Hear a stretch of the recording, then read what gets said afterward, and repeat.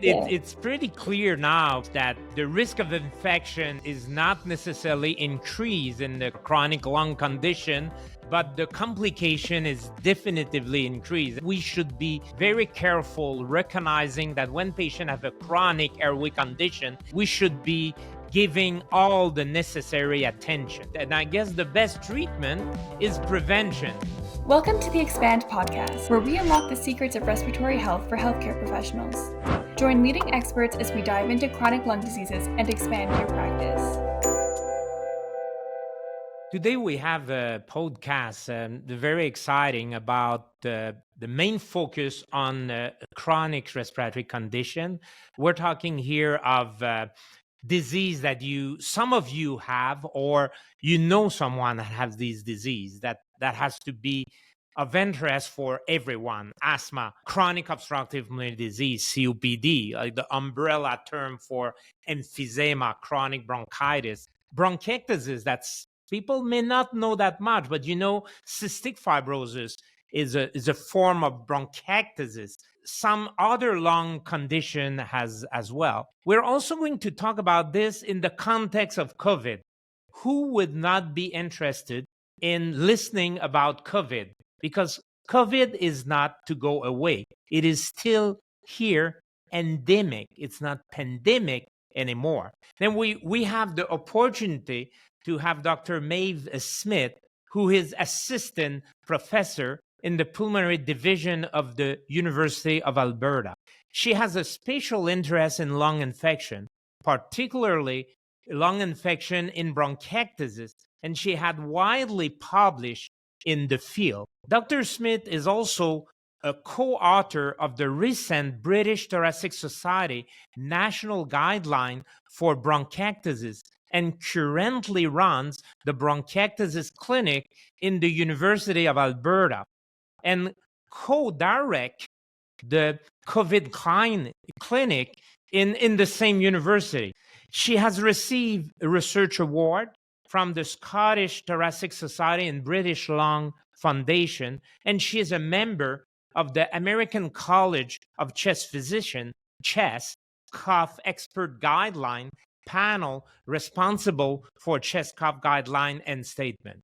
I'd like to welcome Dr. Maeve Smith, who is a respirologist, to this podcast on COVID-19 and respiratory condition. Maeve, thanks very much for being with us. Thank you for having me. Maeve, I'm kind of curious. Tell me, what drew you to the field of respiratory medicine? It's a great question. Respiratory medicine for me has always encompassed all the aspects of clinical medicine that I really enjoy. There's the acute, the emergencies, with procedures perhaps where you get rapid resolution and improvements, and then there's chronic disease, and this part I've really been enjoying more and more as my time in medicine has gone on. Getting to know patients, being on them with their journey through their respiratory condition, and also the palliative aspects of respiratory medicine as well. And I think really my first job after I graduated, which was a long time ago now, was in... Doesn't look like, by the way. Oh, thank you. So kind. It was in a respiratory unit, and the staff that I worked with there were really quite inspirational, I found, not just in terms of that first introduction to clinical medicine, but really in terms of making me think and questioning things, and leading very much to a research interest within respiratory medicine. And it was really getting that asking those questions, looking for answers, and particularly exposure to respiratory infections, which is then where my career interests have really been. And my thesis as part of my research was in respiratory infection and in bronchiectasis. So I guess it's those clinical aspects, inspiring people, and then the real intrigue of the research questions that that attracted me to respiratory medicine. You kind of brought very important point that the population in general may not realize, because we're in an era where the healthcare system seems to have problem dealing with the emergency room being often overcrowded, the hospital, and it's chronic disease. And in the lung condition, there are many chronic lung disease where people survive their disease now because of our good treatment. People don't realize that medicine has changed so much in the last 20, 30 years, and it's on the way to change even more.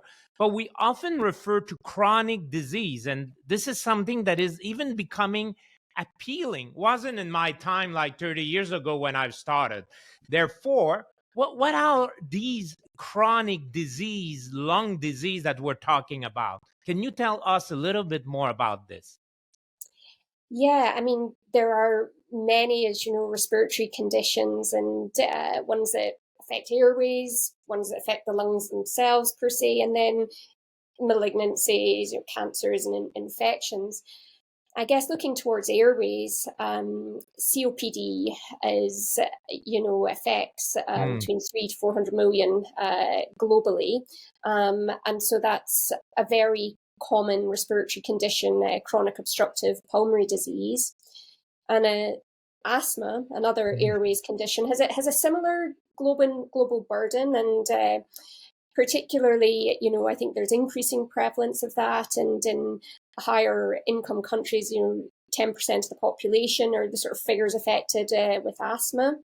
And in terms of airway conditions, the condition that my research interest and clinical interest very much lies in is bronchiectasis, and it's probably less common, less known about, but still very significant morbidity from that condition.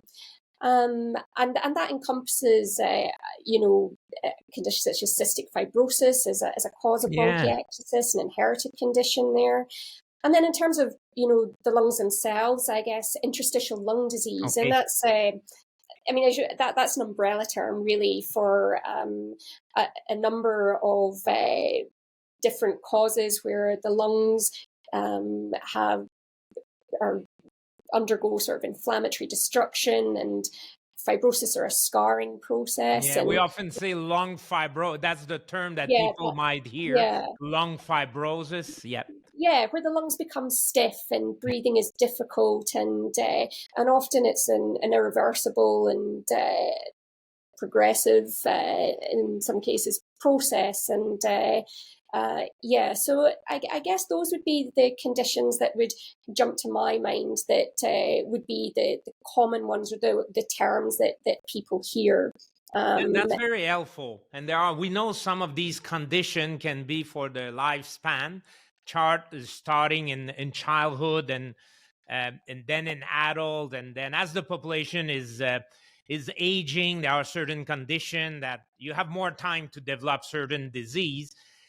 But bronchiectasis, that's one condition that people may not know as much or hear as much, okay, except cystic fibrosis and in child, where we hear a little more. But what is bronchiectasis, and why should we be given attention to this condition, this big umbrella called bronchiectasis?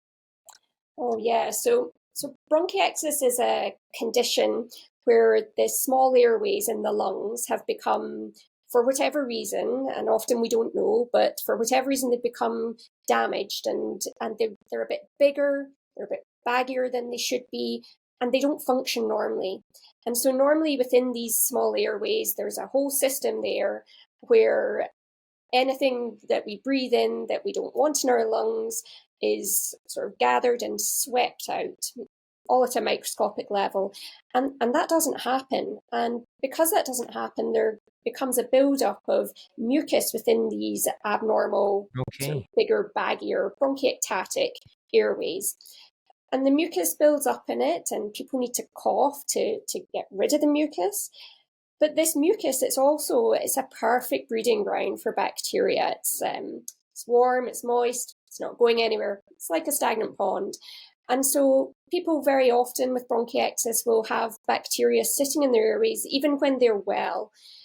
But this can lead to them very easily developing chest infections and recurrent chest infections. So people with bronchiectasis, they tend to have a daily cough, typically will bring up sputum or mucus, and they will suffer from repeated chest infections. And this is a condition that it can affect any age. It's perhaps most common in sort of 50s to 70s range, and again older, males and females. And repeated infection carries a burden.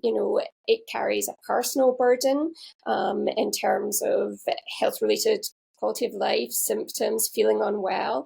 It carries a socioeconomic burden. That's outpatient visits, emergency department visits, hospitalizations, days off work for those people of a working age. And, with these symptoms being persistent and chronic, and this damage in these airways isn't sadly reversible, this is a condition that is there and that needs managed and looked after to try and help to maintain people's lung function, improve their health-related quality of life, reduce the risk of hospitalizations, and also to try and help with the other sort of burdens that I've mentioned in terms of days off work and hospitalizations and doctor visits and things as well. So, and the studies are limited, but there's not as many studies that we've seen in asthma, in COPD.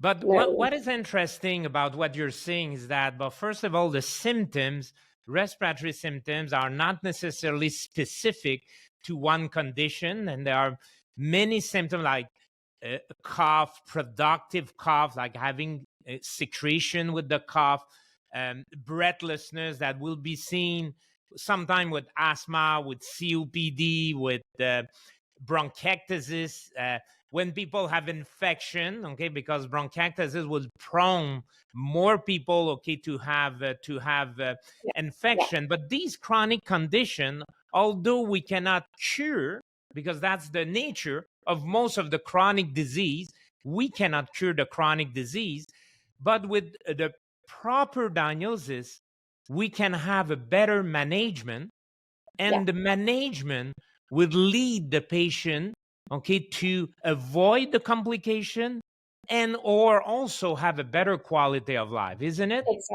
Exactly. And that's the goal. The goal is to improve symptoms, maintain lung function, try and prevent hospitalizations and infections, and overall, improve health-related quality of life, and maintain lung function and general function.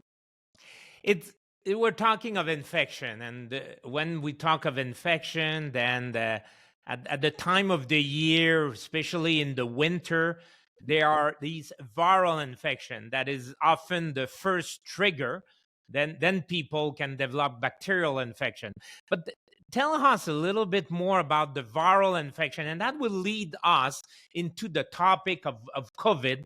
We've been out of the pandemic, but we are in an endemic situation right now. But what about the respiratory viral infection? Yeah, and certainly respiratory viruses are very well recognized by clinicians and by patients with these respiratory conditions, as well as the general population, as being a real sort of source of morbidity and of risk, and in patients with chronic lung conditions, exacerbations of those conditions.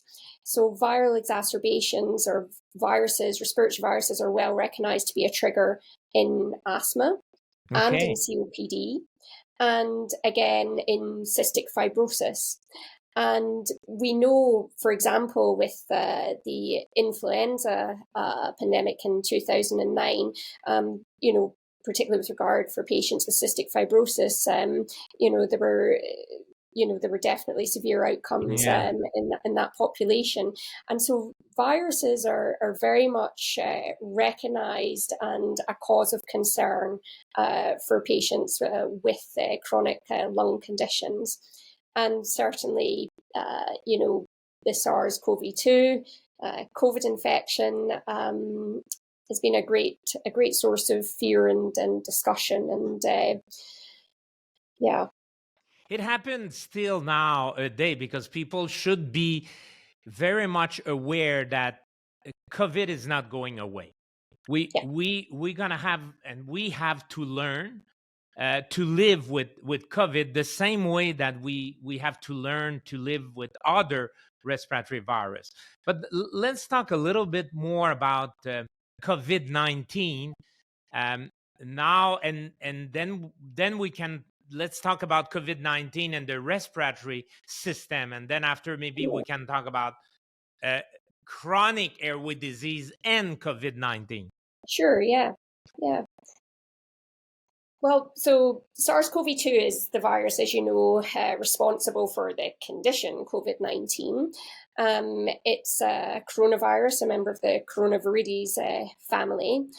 And essentially, to become infected with it, we inhale viral particles, or the virus, into our respiratory system. And as we inhale, typically the virus lands on the lining in our nose, which is the epithelium, the nasal lining. And it replicates within these epithelial cells. And these epithelial cells have got tiny hairs on them, microscopic, that are called cilia, and often sort of help sweep out pathogens. This is kind of the skin of the airway. When we talk about the epithelia, this is the skin of the airway, but it's better adapted to the airway that the skin will be, okay?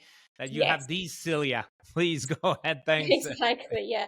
And so the virus replicates or reproduces or divides, generates more within this skin.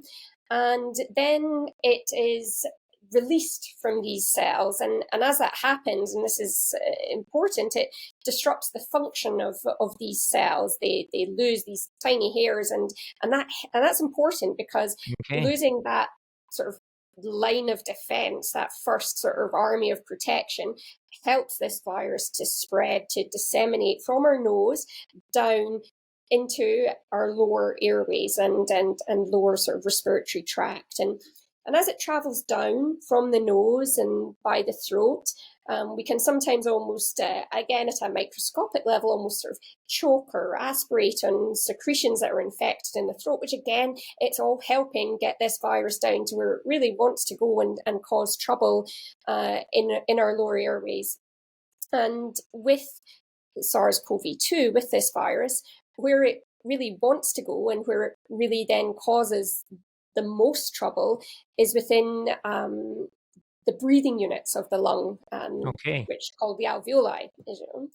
And here they take seed. They've got a preference for a particular cell, cell type, and this cell type produces a substance called surfactant, which is a really important substance that we have in these breathing units to help us with our breathing, to help get the oxygen into us and the carbon dioxide out from us. And so with the virus infecting these cells and disrupting the production of this substance, and being able to breathe becomes badly affected. We become progressively lower in oxygen, progressively breathless, and that's when we can see what we're all, I think, familiar with from the media, if nowhere else, the very severe outcomes of COVID-19. It's when you get progressively low oxygen, respiratory failure, and can end up needing help with breathing, ventilatory support, and sadly there can be catastrophic outcomes from this respiratory failure. So that's briefly what I think of the COVID virus, the SARS-CoV-2, entering us and causing damage as it goes all the way down. And importantly, the interaction of it not just directly causing damage, but we also have to remember that we've got our body's defense system, and a robust, good defense system that kicks in can be great in clearing the virus and helping get rid of it and minimize impact.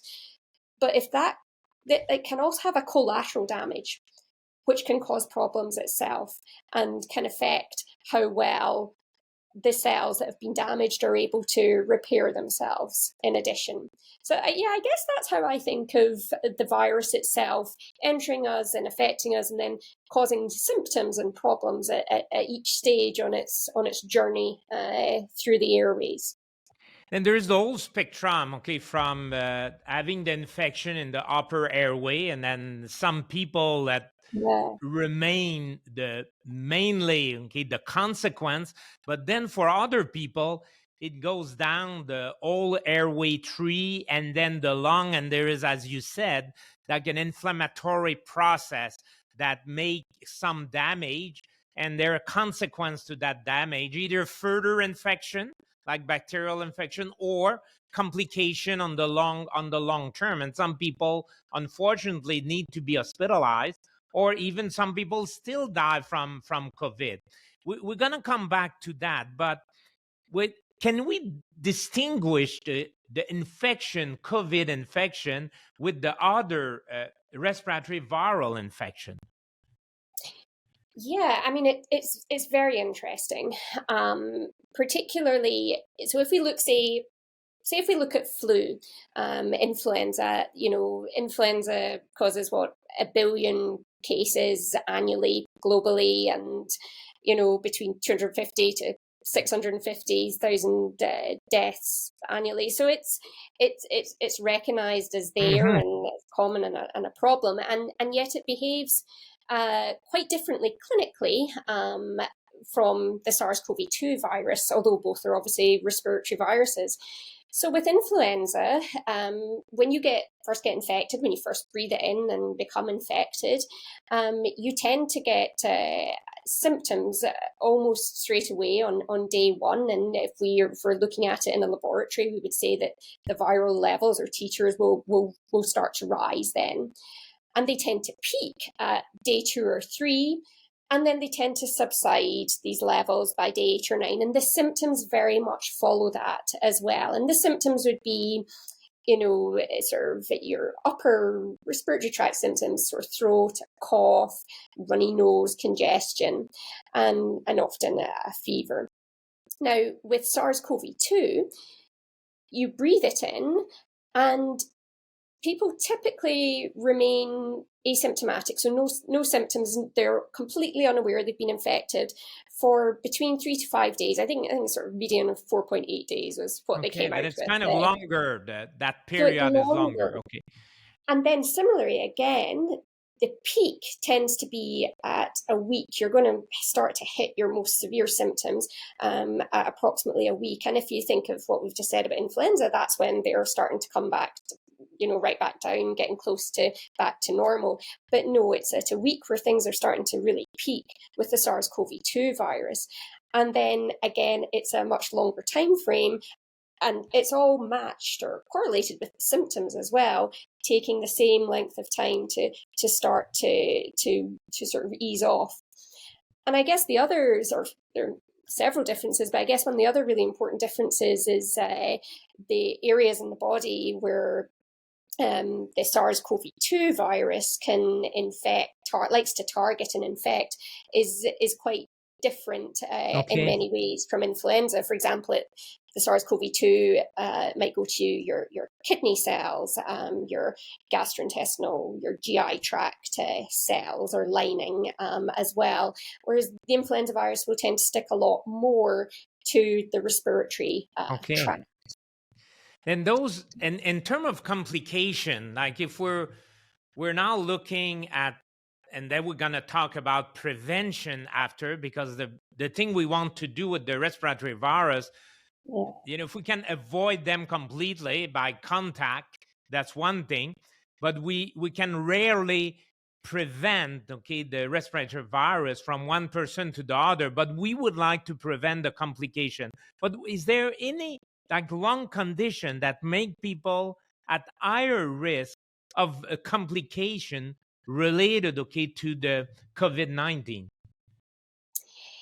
Yeah, so I mean, as you know, and I think as everyone listening likely knows, at the start of the pandemic, huge amount of concern, and particularly from within our respiratory area of medicine, are our patients going to be at more risk of perhaps getting it, more risk of serious infection with it, and of worse outcomes with it. And there were a lot of studies trying to look at this, particularly in the early phase of the pandemic, to try and get knowledge out there and available to us all to try and help our patients.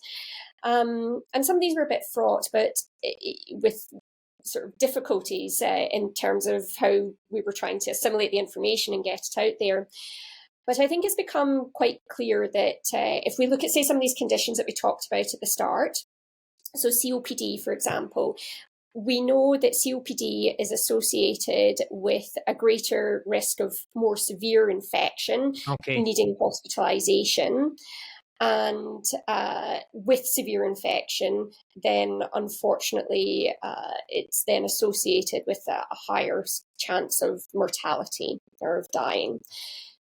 With asthma, it wasn't quite so straightforward initially. There was a large study that came out that suggested, there was an increased risk, but over time, and as more studies looked at this in greater detail, and there was more data then available, it looks very much that it depends on the severity of asthma. And more severe asthma is more likely to have or has a higher risk of there being complication, like in COPD, but there is a whole spectrum. Exactly. Yeah.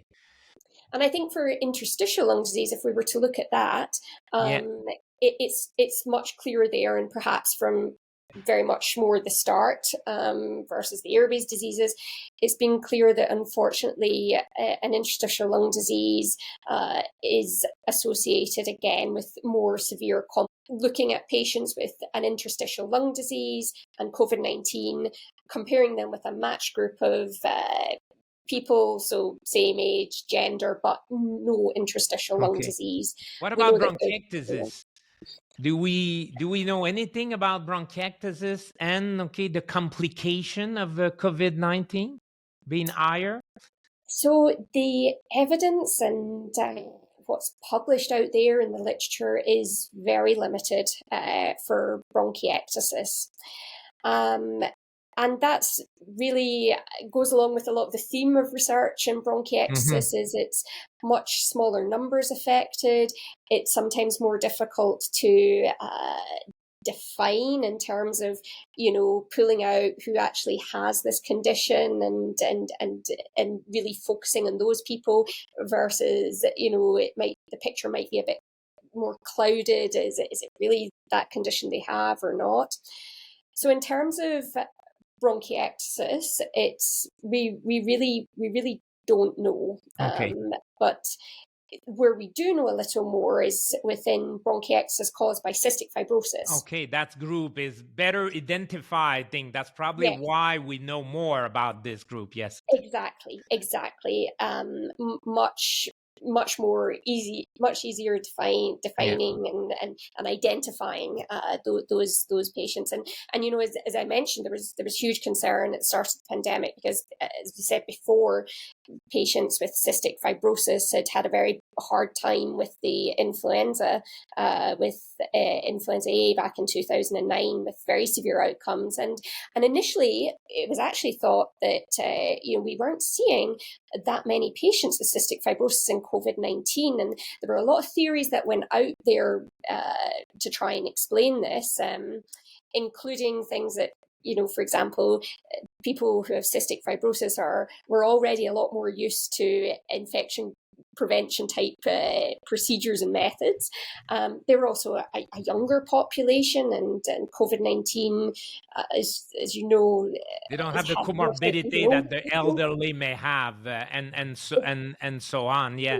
So there were lots of theories that went out trying to sort of explain this, but actually, as the pandemic went on, it became clear that patients or people who have cystic fibrosis were at equal risk of contracting the infection in the first place. And in terms of the subset of people with cystic fibrosis, probably more so those who have required a lung transplant and are on immunosuppressive treatment, which is, I would view it as a slightly different category, but it seemed to be that group of people with cystic fibrosis who would have the higher risk of complications. Yeah. And it's pretty clear now it took us many years that the risk of infection is not necessarily increased in the chronic airway disease or chronic lung condition, but the complication is definitively increased. And in bronchiectasis, there is a lack of data.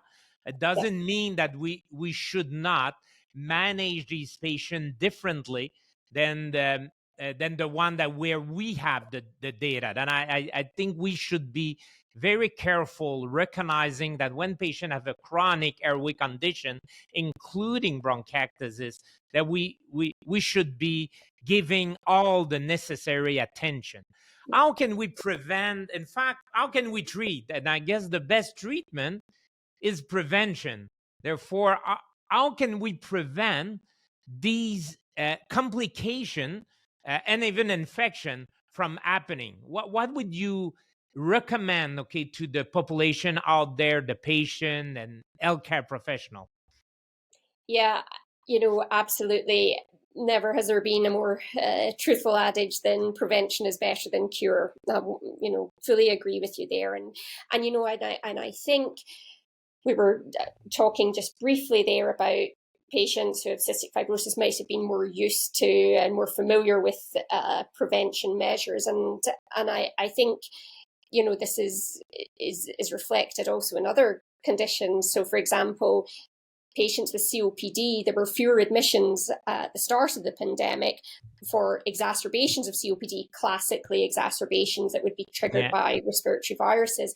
And again, this was put down to infection control prevention measures from the spread of all respiratory viruses. And so I think in a way that in itself and that data of the reduced exacerbations might make us want to think in terms of future recommendations to really put weight onto prevention. So vaccination, staying up to date with the vaccination programs recommended by public health locally is critical, absolutely critical.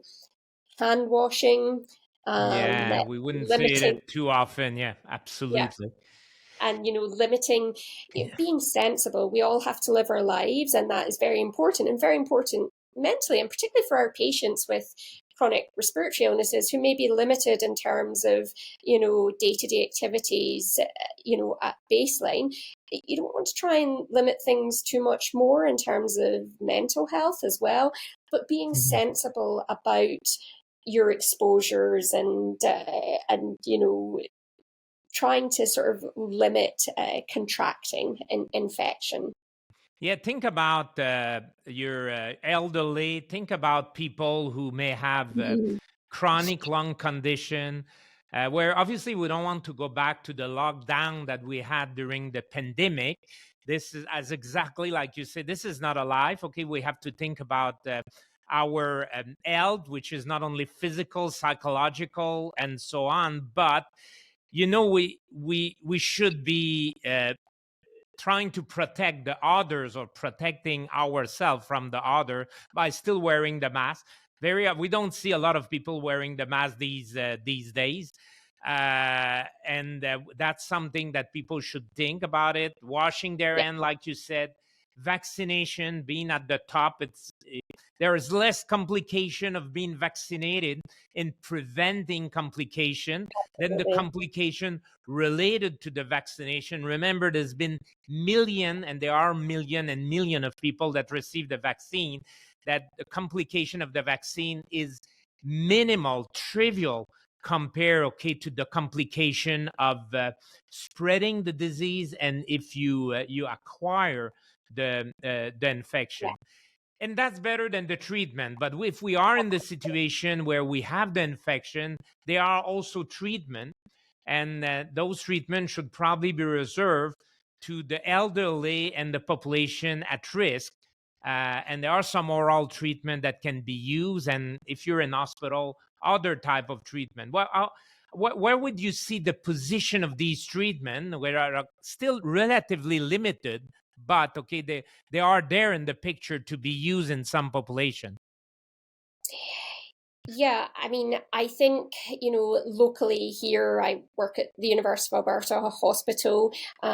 We have locally and provincially, we have our guidelines that are very clearly laid out for who meets the criteria for particular therapies and at what stage of the illness as well. And some of these can also be as an outpatient too. And these are always the guidelines or the guidance that I would defer to and go to in terms of most evidence-based, most up-to-date and most available to treat.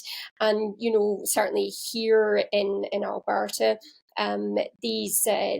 the guidance is available all on our Alberta Health Services website, and of how to access these treatments importantly as well. And I think being aware of that, being aware of seeking the advice of seeking help, and at an earlier stage, sooner rather than later, even if simply for advice as to where or when and what might be appropriate in terms of therapies, is very important, at the individual patient level. That's a very good advice that you're giving, either going to the pharmacy, through your physician, to these guidelines, and some of these guidelines are national, other are more local. And people have to understand, because people often get mixed up. Why I'm hearing this, but then I'm hearing this, and it seems to be different from. Medicine is not an exact science, and it is evolving. Remember, COVID-19 didn't. Yeah, sure. We had the SARS-CoV-2 virus. We had the before, but before April 2020, where it was declared, this has changed the world completely, and therefore, what we've done in the last few years is just people don't realize are extraordinary. With the discovery, the vaccine that we have access now, and so on. Then the science and the knowledge are evolving, and that's why the recommendation, and it's not always clear. That's why there could be variation from one place or the other, and this is evolving. But you should rely on credible sources, and the most credible sources are in your province, in your country, from website, from the public health. And this is changing, obviously. And ask your healthcare professional, and that's I don't know what would be your advice on that, Maeve, but it's I could not agree more with you. Go to the reputable source, your physician, pharmacist locally, for the advice. You've hit the nail on the head. The way medicine had to evolve and change in terms of our research, our advice, over the past 3 years is, I think for our generation has been fairly unprecedented.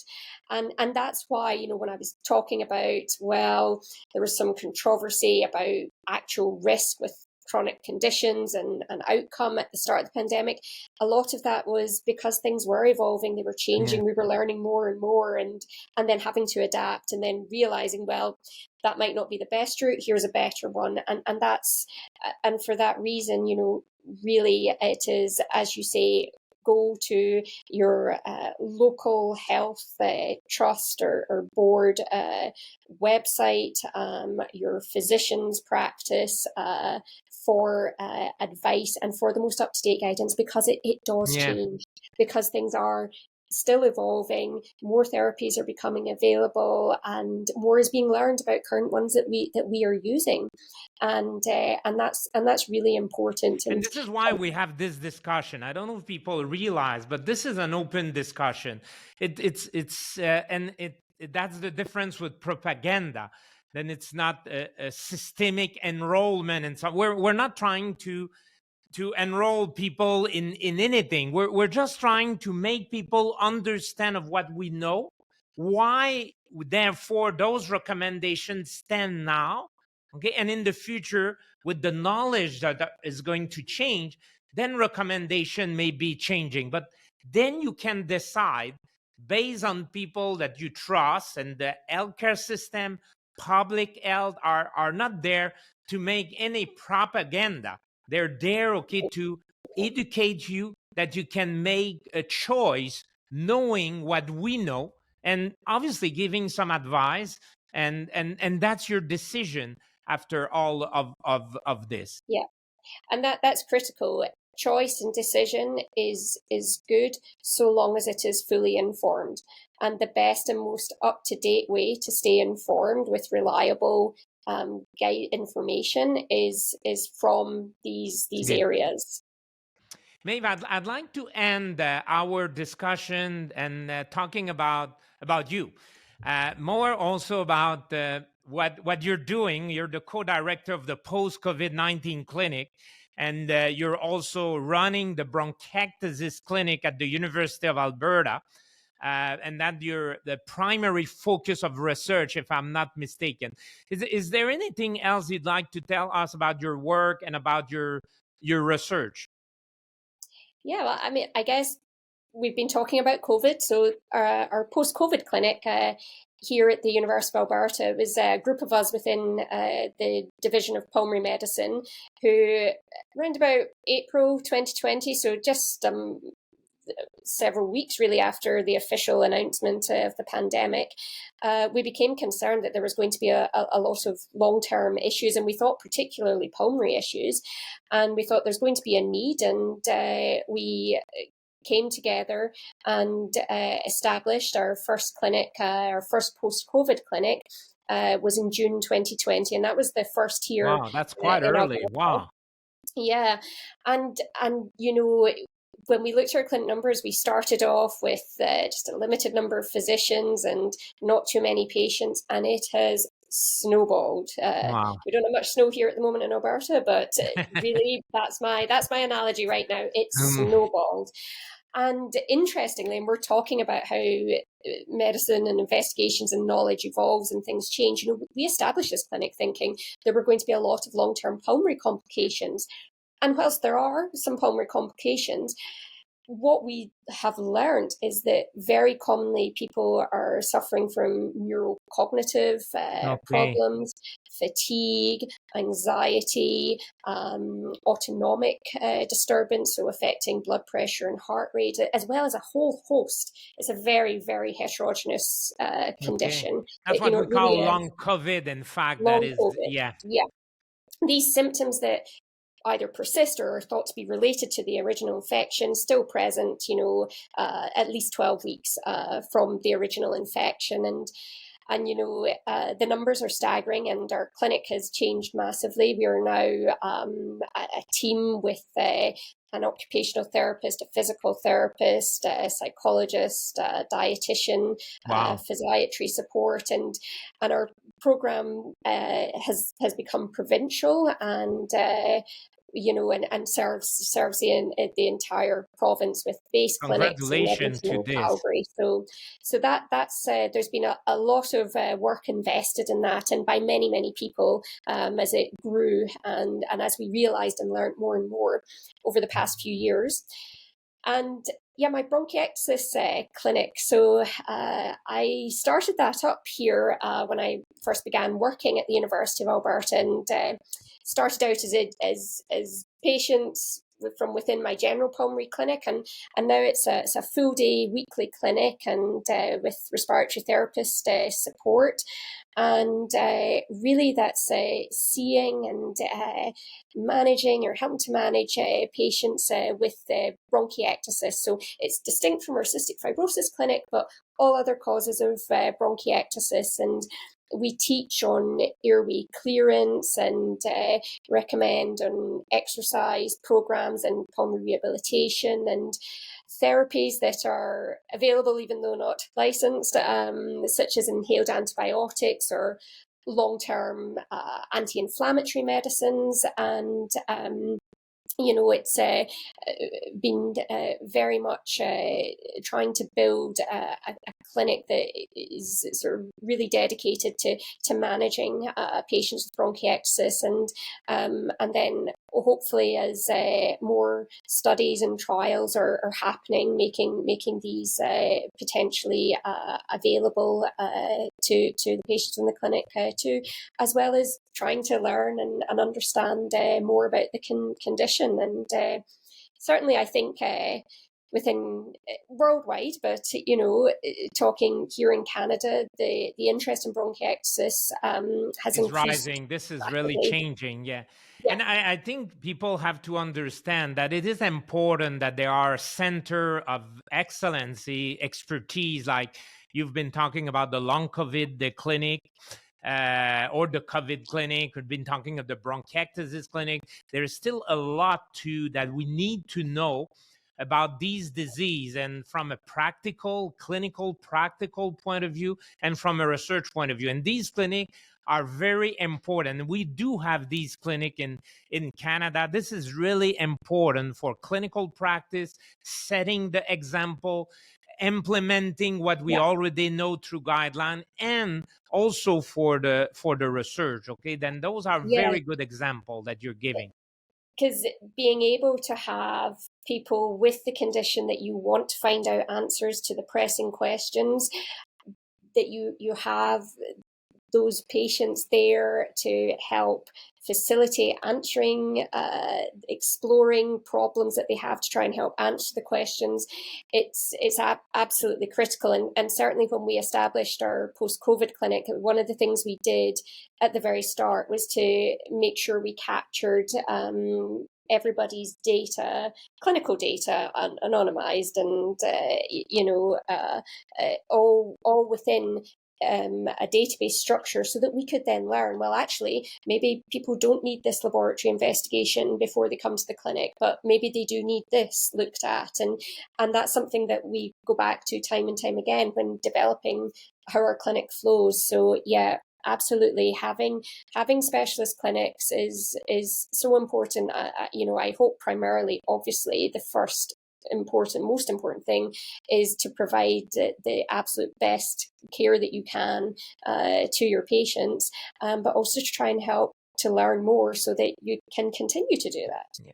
You set the example. Thank you for this. And maybe we can end by asking you, if I was a patient or I'm in the population, what should I refer to other than asking my pharmacist, my physician? There are we have access to so much information these days. What would you recommend the patient in the population on COVID-19 and then also on bronchiectasis? Where to go? Yeah, you're right. Dr. Google can be overwhelming, as much as I think we're all tempted to do it. I think with regard to COVID-19 and treatments and guidance, I think we've talked about local resources and local health service publications. to look at specifically. So as I say, here in Alberta, it's the Alberta Health Services website or brochures. So whatever is available provincially or nationally there. With talking more broadly, guidance, guidelines, recommendations, and statements. The Canadian Thoracic Society is a wealth of information there. Directed at patient resources and publications. There's a good series of videos and things.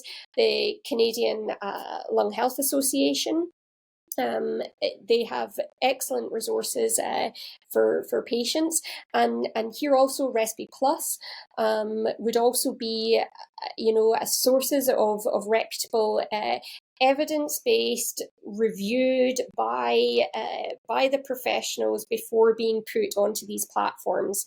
So these are a few of the ones that I would recommend broadly speaking, and in terms of guidelines and things from the health professional perspective, there are, the European Respiratory Society, the CHEST, which the American CHEST Society, would all be similar sources, but certainly Canadian Thoracic Society and Lung Health Association. And remember, those associations are either non-for-profit society, because the professional society like the Canadian Thoracic Society, the American Thoracic Society, CHEST, they're professional society, they're non-for-profit.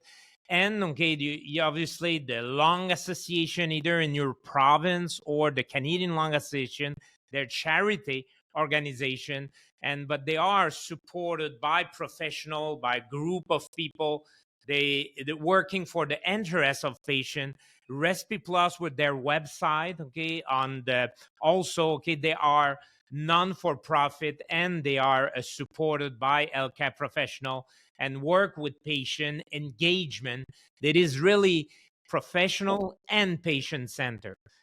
Dr. Smith, I really enjoy. I wish we could continue this discussion, and there might be other in the future.